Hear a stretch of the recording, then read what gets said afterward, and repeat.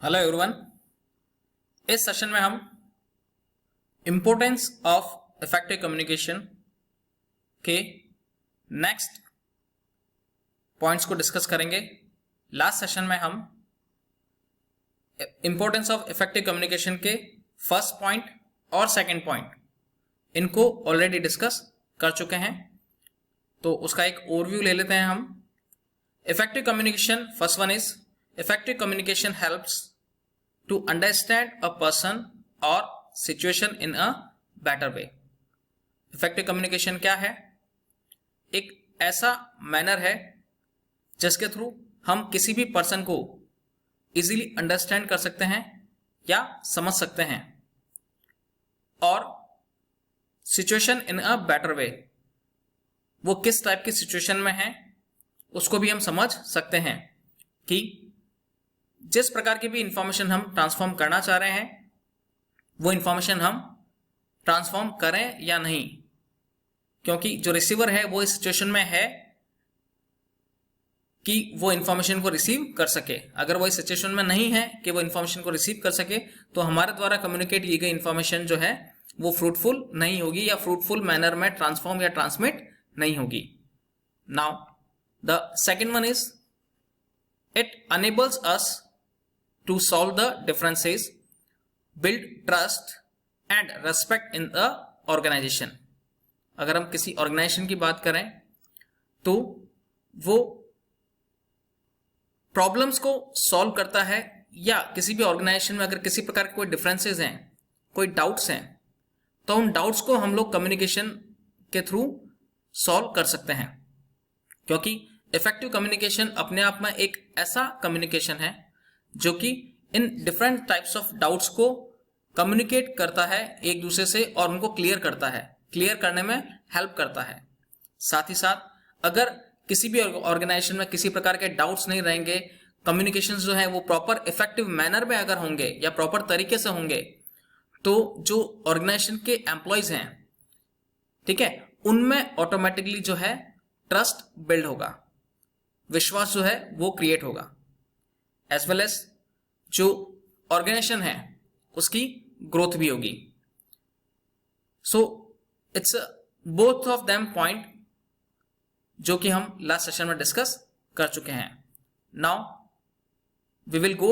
For the third point is sometimes our message is misunderstood और we misunderstand the received message। Effective communication helps us to solve or resolve problem from both points of view। यानी कि कभी कभार ऐसा होता है,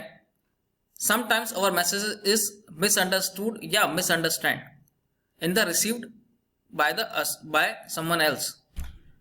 कि जब हम किसी प्रकार के कोई मैसेज को ट्रांसमिट करते हैं या फिर कोई मैसेज हम इटसेल्फ खुद रिसीव करते हैं और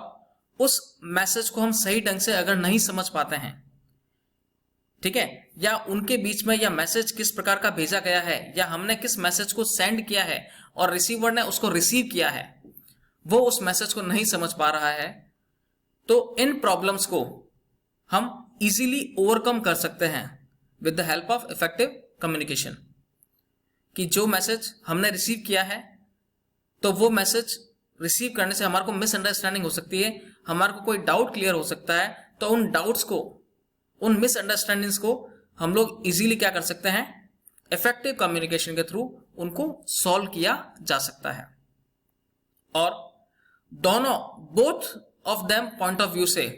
हम उन प्रॉब्लम्स को क्या करते हैं, हियरिंग करते हैं या उनको सुनते हैं कि क्या है, किस प्रकार की प्रॉब्लम अकर हुई है। तो वन साइड जो पॉइंट है वो भी अपना एस्पेक्ट्स जो है वो अपने आप को बता सकता है, सेकंड पॉइंट जो रिसीवर है वो भी अपने एस्पेक्ट्स को जो है वो बताएगा। तो हम उन दोनों के एस्पेक्ट्स को सुन के या उन दोनों की इंफॉर्मेशन को सुन के उनके बीच में किस प्रकार की मिसअंडरस्टैंडिंग हुई है उनको इफेक्टिव कम्युनिकेशन के थ्रू भी सॉल्व किया जा सकता है, जिसके थ्रू इजीली हम उनमें बिल्ड ट्रस्ट कर सकते हैं, या जो मिसअंडरस्टैंडिंग वाली जो प्रॉब्लम्स हैं जिसमें कि जो मैसेज जो हमने ट्रांसफॉर्म किया है या जो मैसेज हमने ट्रांसमिट किया है और रिसीवर ने उस मैसेज को रिसीव किया है बट उसे समझ नहीं पाया है, तो उन दोनों पॉइंट ऑफ व्यू को at the point of view in the side of receiver, in the side of sender, हम उन दोनों पॉइंट ऑफ व्यू को क्या कर सकते हैं, सुन सकते हैं, समझ सकते हैं और जिस मैसेज को हमारे को ट्रांसफॉर्म करना था उस मैसेज को प्रॉपर तरीके से उस प्रॉब्लम को सॉल्व करके इफेक्टिव कम्युनिकेशन के थ्रू हम उस प्रॉब्लम को इजीली ओवरकम कर सकते हैं और दोनों साइड्स के पॉइंट ऑफ व्यू को सुनकर उस प्रॉब्लम को या उस मिसअंडरस्टैंडिंग को सॉल्व किया जा सकता है। So it's a manner how to resolve और solve a message problem which is received in not proper manner, जिसके थ्रू मिसअंडरस्टैंडिंग जो होती है वो क्रिएट हो जाती है। तो इस पॉइंट ऑफ व्यू से हम ये अंडरस्टैंड कर सकते हैं कि जो मैसेज है वो मैसेज एक फ्रूटफुल मैनर में तभी ट्रांसमिट होगा जब उसमें इफेक्टिव कम्युनिकेशन के डिफरेंट टाइप्स ऑफ जो फीचर्स हैं वो उसमें इनबिल्ट होंगे और जो प्रॉब्लम्स अकर हो रही हैं उन प्रॉब्लम्स को हम सेंडर के थ्रू और रिसीवर के थ्रू उन दोनों पॉइंट ऑफ व्यू को भी क्या कर सकते हैं, सुनकर और उन प्रॉब्लम्स को सॉल्व कर सकते हैं और इंफॉर्मेशन को या हमारे थॉट्स को या हमारे नॉलेज को एक फ्लुएंट मैनर में ट्रांसफॉर्म या ट्रांसमिट कर सकते हैं। आई hope you understand about this third point. मैं उसको एक बार वापस रिवाइज करता हूं। Sometimes our message is misunderstood और we misunderstand the received message, यानी कि कभी कभार ऐसा होता है कि जो हमारा मैसेज है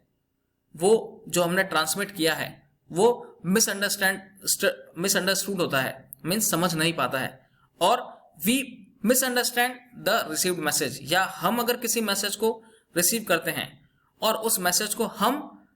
मिसअंडरस्टैंडिंग के थ्रू या समझ नहीं पाते हैं, तो ऐसे रिसीव्ड मैसेजेस को हम इफेक्टिव कम्युनिकेशन के थ्रू क्या कर सकते हैं, उनको सॉल्व कर सकते हैं या उन प्रॉब्लम्स को इजीली हम लोग सॉल्व कर सकते हैं from the both point of view, यानी कि दोनों and, at the end of receiver, at the end of sender, उन दोनों एंड्स की प्रॉब्लम्स को हम रिसीव करके या सुनकर इफेक्टिव कम्युनिकेशन के थ्रू उनको इजीली सॉल्व किया जा सकता है, जिसके थ्रू हम हमारी मैसेज को या हमारी इंफॉर्मेशन को